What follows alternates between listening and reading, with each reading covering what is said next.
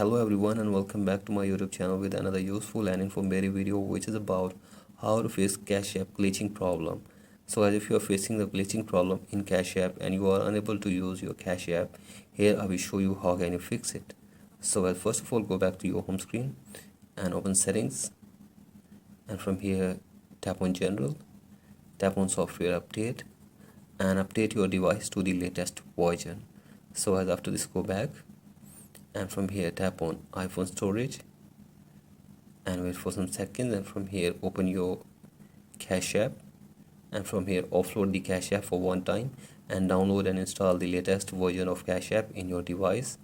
And after this, go back and from here tap on language and region, and from here select your country or region correctly, and after this go back and from here tap on VPN and device management and check if there is any connected VPN, then disconnect it. And after this, go back and tap on transfer or reset iPhone, tap on reset and reset network settings in your device. So I simply reset your network settings, and after this force restart your device for one time. So press and release the volume up button and then down, and keep holding the power button until your device force restarts. So guys, after this hopefully your problem will be fixed. So that's it for today's video. Hope this video helps you. Please like and subscribe to my YouTube channel as well.